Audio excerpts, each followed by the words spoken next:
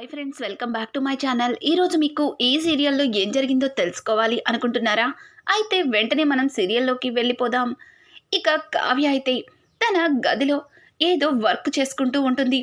ఇంతలో కనకం కావ్య దగ్గరకు వచ్చి, కావ్య ఏం చేస్తున్నావే అని అడగడంతో, ఏం చేస్తానమ్మా, వర్క్లో ఉన్నా, కనిపించట్లేదా చెప్పు, ఏదో పని మీద వచ్చినట్టున్నావుగా, మాట్లాడకుండా వెళ్ళిపోతున్నావే, పర్వాలేదులే, నేనేమనుకోను అని చెప్పి ఇక కావ్య కనకాన్ని అడుగుతుంది. చూడు, నేను చెప్పిన తర్వాత నువ్వు నన్ను తిట్టకూడదు, అలా అయితేనే చెప్తాను అని చెప్పి కనకం కావ్యని అంటుంది. ఇక కావ్య అయితే, అమ్మ క్యాన్సర్ కనకం, నువ్వు ఏం చెప్పాలనుకున్నావో చెప్పు, ఆ తరువాత తిట్టాలో వద్దు నేను నిర్ణయించుకుంటాను అని చెప్పి ఇక కావ్య కనకాన్ని అంటుంది. ఇక కనకమైతే, అదేం లేదు కావ్య, ఈరోజు సాయంత్రం మీ అత్తయ్య గారు మనల్ని వాళ్ళ ఇంటికి రమ్మంటున్నారు అని అంటుంటే, అమ్మా ఏం మాట్లాడుతున్నావు, నేనేంటి మళ్ళీ ఆ ఇంటికి వెళ్ళడం ఏంటి, నేను ఆ ఇంటికి వెళ్ళనన్న సంగతి నీకు తెలుసు కదా, అయినా అత్తయ్య గారు నాకు చెప్పకుండా నీకెలా చెప్తారు అని అంటుంటే, ఇదిగో ఇలాగే మాట్లాడతావని వదిన గారు నాకు ఫోన్ చేసి చెప్పారు. మీ మావయ్య గారు అలాగే మీ అత్తయ్య గారు కలిసిపోయారు కదా, ఇంట్లో అందరూ సరదాగా చిన్న పార్టీలా చేసుకుందామని అనుకుంటున్నారే, దానికి మనల్ని కూడా రమ్మంటున్నారు అని అంటుంటే, చూడు, అంతగా వెళ్ళాలనుకుంటే నువ్వు నాన్న వెళ్ళండి అని చెప్పి ఇక కావ్య అక్కడి నుంచి బయటికి వెళ్ళిపోతుంది. దీనికి ఎంత పొగరో, వస్తే అరిగిపోతుందా, వచ్చినంత మాత్రాన అల్లుడితో కలిసిపోతుందా, అసలు దీని పొగరు వల్లే అల్లుడు దీన్ని దూరం పెట్టాడు అని చెప్పి ఇక కనకం తనలో తను మాట్లాడుకుంటుంటే, అమ్మా క్యాన్సర్ కనకం, అన్నీ వినిపిస్తున్నాయి, నువ్వు మనసులో మాట్లాడుకుంటున్నానని పైకే అంటున్నావు అని చెప్పి ఇక కావ్య బయట నుంచి మాట్లాడుతుంటుంది. దీనివి పాము చెవులు, అన్నీ వినిపిస్తాయి అని చెప్పి కనకం కూడా కిచెన్లోకి వెళ్ళిపోతుంది.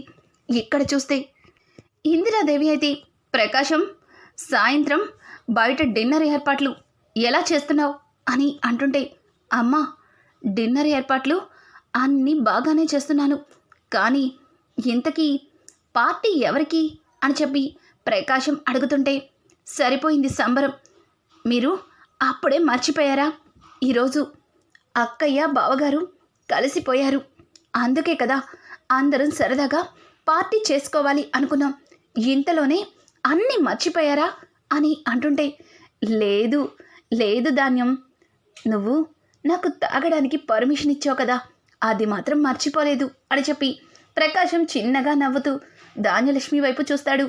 ధాన్యలక్ష్మి ఇది మొత్తం బాగానే గుర్తుంటుంది అని చెప్పి తను కూడా నవ్వేస్తుంది. ఇంకా ఇంతలో ఇందిరాదేవి రాజు ఉన్న గదిలోకి వెళ్తుంది. రాజు అయితే చాలా సిన్సియర్గా ఏదో ఆలోచిస్తూ ఉంటాడు. రాజ్ అని పిలవడంతో, ఆ నానమ్మ పిలిచారా, నాతో ఏమైనా పనుందా అని ఉలిక్కి పడుతూ ఇక ఇందిరాదేవిని అడగడంతో, ఏంట్రా అంత సిన్సియర్గా ఏం ఆలోచిస్తున్నావు, నీకు మీ అమ్మ నాన్న కలిసి ఉండడం సంతోషంగా అనిపించట్లేదా ఏంటి అని అడుగుతుంటే, అదేంటి నానమ్మ అలా అంటారు, అందరికంటే ఎక్కువగా నేనే సంతోషపడుతున్నాను, మమ్మీ తనతో మాట్లాడట్లేదని డాడీ ఎంతగా కుమిలిపోయారో నాకే ఎక్కువ తెలుసు అని చెప్పి ఇంకా రాజ్ మాట్లాడుతూ ఉంటే, మరి దీనికి కారణమైన కావ్యని మాత్రం నీకు క్షమించాలని అనిపించట్లేదే, తన మీద కోపం పోవట్లేదే అని అంటూ ఉంటే, చూడు నానమ్మ, తను నా విషయంలో చేసిన మాయలు కుట్రలు అవన్నీ కూడా నేనెప్పటికీ మర్చిపోలేను, అసలు ఎన్ని నాటకాలు ఆడారు, మొన్నటికి మొన్న వాళ్ళమ్మ కనకం క్యాన్సర్తో నన్ను ఎంతలాగా మాయ చేసింది, అలాగే మమ్మీని కూడా ఏవో 4 మాయ మాటలు చెప్పి డాడీతో కలిసేలా చేసింది ఆ కళావతి, ఆ మాత్రానికి తనకి థ్యాంక్స్ చెప్పాలా, తనని అక్కడి నుంచి బ్రతిమలాడి ఇంటికి తీసుకురమ్మని అంటారా ఏంటి అని చెప్పి ఇక రాజైతే ఉలిక్కి పడుతున్నట్టు మాట్లాడతాడు. చూడరా, నీకు మీ అమ్మ ఎప్పుడు నీకు ఒళ్ళంతా ఈగో అంటుంటే ఏదో అనుకున్నాను, కానీ అది నిజమేనని ఇప్పుడే అర్థమవుతుంది అని చెప్పి ఇందిరాదేవి అయితే రాజు వైపు కోపంగా చూస్తుంది. చూడు నానమ్మ, మీరు దానికి ఏదైనా పేర్లు పెట్టుకోండి, నాకు అనవసరం. కానీ ఆ కళావతిని నేను క్షమించేదే లేదు, ఆ కళావతిని మళ్ళీ ఈ ఇంటికి తీసుకొచ్చేదే లేదు అని అంటుంటే, ఎలా తీసుకురావో నేను కూడా చూస్తాను అని చెప్పి ఇందిరాదేవి తన మనసులో అనుకుంటూ అక్కడి నుంచి వెళ్ళిపోతుంది. ఇక ఇందిరాదేవి అయితే కావ్యకి కాల్ చేస్తుంది. అదే టైంలో కనకం అన్నం తింటూ ఉంటుంది. ఇక కావ్య అయితే ఇందిరాదేవితో మాట్లాడుతూ, అమ్మమ్మగారు ఏంటి ఈ టైంలో ఫోన్ చేశారు, ఇంకా నిద్రపోలేదా అని అడగడంతో దానికి ఇందిరాదేవి, నేను ఇంకా నిద్రపోలేదు, ఎందుకంటే భోజనమే చేయలేదు కాబట్టి అని చెప్పి ఇందిరాదేవి మాట్లాడుతుంది. ఏమైంది అమ్మమ్మగారు, భోజనం చేయకపోవడం ఏంటి అని అంటుంటే, మరి మీరేంటి ఇంకా రాలేదు అని ఇక కావ్యని అడుగుతుంటే, మేం రావడం ఏంటి అమ్మమ్మగారు అని కావ్య అయితే ఇందిరాదేవితో మాట్లాడుతుంది. ఇక ఇందిరాదేవి, చూడు కావ్య, నీకు అంతా తెలుసు, ఆల్రెడీ కనకంతో నేను మాట్లాడాను, కానీ నువ్వింకా రాలేదు అంటే నువ్వెందుకు రాలేదో నాకు అర్థమైంది. అసలు వాడు నువ్వు ఏమనుకుంటున్నారు మీ ఇద్దరి గురించి అని చెప్పి ఇక ఇందిరాదేవి అయితే కావ్య మీద గట్టిగా అరుస్తుంది. కావ్య, అమ్మమ్మగారు, ఇప్పుడు నేను అక్కడికి వస్తే సంతోషంగా చేసుకోవాల్సిన పార్టీ మొత్తం ఆ పార్టీ అంతా పాడవుతుంది, వద్దులే అమ్మమ్మగారు అని చెప్పి ఇక కావ్య మాట్లాడుతుంటే, చూడు, నువ్వు వస్తావా, అక్కడికి వచ్చి 4 తగిలించమంటావా, ఎక్కడా కనకం అని చెప్పి ఇక గట్టిగా అరుస్తూ ఉంటే, కనకం వెంటనే, పిన్ని గారు, నేను ఇక్కడే ఉన్నాను, ఇదిగో ఈ మొండిదాన్ని ఒప్పించి తీసుకురాలేక ఇక నేను కూడా ఇంట్లోనే ఉండిపోయాను అని చెప్పి ఇక కనకం మాట్లాడుతుంటే, కనకం, చూడు, ముగ్గురు కలిసి వెంటనే బయలుదేరండి అని చెప్పి కాల్ కట్ చేస్తుంది. విన్నావుగా పెద్దవిడేం చెప్పిందో, పద పద అని చెప్పి ఇక కావ్యని లోపలికి తీసుకెళ్ళి చక్కగా రెడీ చేసి తీసుకొని వస్తుంది. అమ్మా, ఏంటమ్మా, స్కూల్కి వెళ్ళే పిల్లని రెడీ చేసినట్టు నువ్వు రెడీ చేయడం ఏంటి, వదిలిపెట్టు, నేనే రెడీ అయ్యి వస్తాను అని చెప్పి ఇంకా కావ్య ఎంత వద్దంటున్నా కనకం మాత్రం రెడీ చేసి బయటికి తీసుకొస్తుంది. ఇంకా ముగ్గురు కూడా దుగ్గిరాల ఇంటికి బయలుదేరతారు. ఇక్కడ చూస్తే ధాన్యలక్ష్మి అయితే చాలా డల్గా కూర్చుంటుంది. ధాన్యం, ఏంటే అంత డల్గా కూర్చున్నావు, ఏమైంది అని అడగడంతో, అది కాదండి, ఇంట్లో అందరం సంతోషంగా పార్టీ చేసుకుంటున్నాం, కానీ నా కొడుకు మాత్రం నా దగ్గర లేడు, అది మాత్రం ఎవ్వరికి పట్టడం లేదు, ఎవరికి వాళ్ళు వాళ్ళ స్వార్థమే చూసుకుంటున్నారు, నా కొడుకు గురించి ఎవ్వరూ ఆలోచించట్లేదు అని చెప్పి ధాన్యలక్ష్మి మాట్లాడుతూ ఉంటే ఇక ఇంతలో అపర్ణ, చూడు ధాన్యలక్ష్మి, నువ్వు కళ్యాణ్ గురించి అంతలాగా బాధపడనక్కర్లేదు, ఆల్రెడీ కళ్యాణ్ అప్పు కూడా బయలుదేరారు అని అంటుంటే, ఆ దరిద్రం ఎందుకు అని చెప్పి ఇక అప్పు గురించి మాట్లాడుతుంది. ఇదిగో ఇట్లాంటి మాటలకే వాడు నీతో కలిసి ఉండను అని దూరంగా ఉన్నాడు, ఇప్పుడు మళ్ళీ కోడల్ని పట్టుకొని నీ నోటికి వచ్చినట్టు మాట్లాడుతున్నావు అని చెప్పి ఇక ప్రకాశం అయితే ధాన్యలక్ష్మికి గడ్డి పెడతాడు. ఇక అపర్ణ అయితే, చూడు ధాన్యం, నీకిష్టం ఉన్నా లేకపోయినా అప్పు నీ కొడుకుకి భార్య, అంటే నీకు కోడలు, అది నువ్వు జీర్ణించుకోకపోయినా పర్వాలేదు, కానీ వచ్చిన వాళ్ళ మొహం మీద ఏమీ అనకపోతే చాలు అని చెప్పి ఇక అపర్ణ అక్కడి నుంచి వెళ్ళిపోతుంది.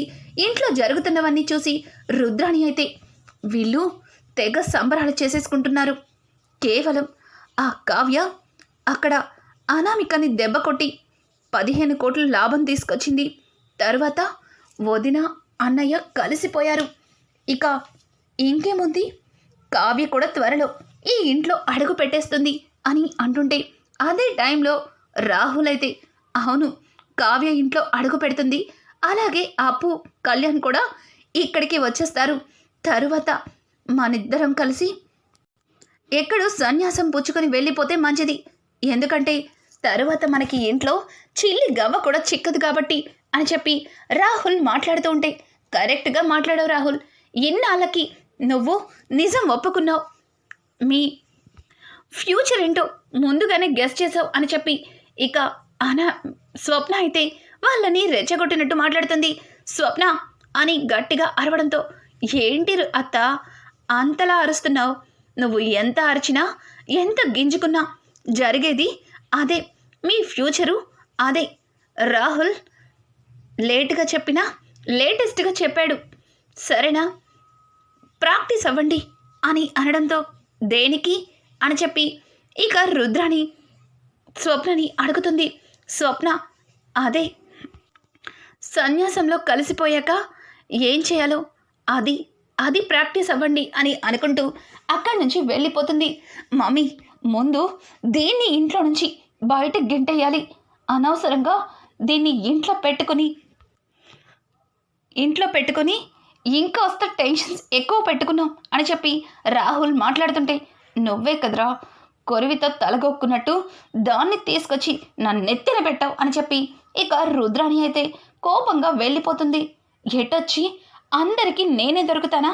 దీనికి కోపం వచ్చినా నన్నే తిడుతుంది, మమ్మీ కోపం వచ్చినా నన్నే తిడుతుంది, మరి నాకు కోపం వస్తే ఎవరిని తిట్టాలి అని చెప్పి రాహుల్ అద్దంలో చూసుకొని టూ అని తన మొహం మీద ఉమ్మేసుకొని ఇక తను కూడా అక్కడి నుంచి వెళ్ళిపోతాడు. అనుకున్నట్టుగానే కావ్య వాళ్ళు అలాగే కళ్యాణ్ అప్పు అందరూ కూడా ఇక అక్కడికి వస్తారు. వాళ్ళని చూసిన కుటుంబం చాలా సంతోషిస్తుంది. బయట గార్డెన్లో చిన్న పార్టీ అరేంజ్ చేస్తారు. ఆ పార్టీలో అందరూ సరదాగా మాట్లాడుకుంటూ కాసేపు చిన్న చిన్న గేమ్స్ పెట్టుకుంటూ ఉంటారు. అలా ఒక్కొక్కరుగా గేమ్లో పార్టిసిపేట్ చేస్తూ ఇక సరదాగా చప్పట్లు కొడుతూ వాళ్ళల్లో వాళ్ళు కలిసిపోయి తెగ సంబరపడిపోతారు. చివరాఖరిగా కావ్య రాజుల వంతు వస్తుంది. ఇక కావ్య రాజులిద్దరికీ డ్యాన్స్ చేయాలని రావడంతో రాజు మాత్రం కూర్చున్న దగ్గర నుంచి అస్సలు కదలడు. కానీ రాజ్ని బలవంతంగా కావ్యతో డ్యాన్స్ చేసేలా చేస్తుంది. అపర్ణ అయితే ఇక కావ్య రాజులిద్దరూ కూడా డ్యాన్స్ చేస్తూ ఉండగా ఉన్నట్టుండి కావ్య స్పృహ తప్పిపోతుంది. ఏయ్ కళావతి లెగు, ఏయ్ కళావతి అని ఇక కావ్యని లేపుతుంటే అస్సలు కావ్య లేవదు. ఇంతలో ప్రకాశం డాక్టర్కి కాల్ చేయడంతో వెంటనే డాక్టర్ వచ్చి కావ్య చెయ్యి పట్టుకొని చూస్తాడు. కావ్యని చూసిన డాక్టర్ కంగ్రాచులేషన్స్, తను తల్లి కాబోతుంది అని చెప్పడంతో ఒక్కసారిగా కుటుంబం మొత్తం చాలా ఆనందిస్తుంది. కావ్య తల్లి కావడం అనేది రాజ్కి కూడా చాలా ఆనందాన్ని కలిగిస్తుంది. ఇంకా రాజ్ అయితే వెంటనే కావ్యని ఎత్తుకుని గిరగిరా తిప్పేస్తాడు.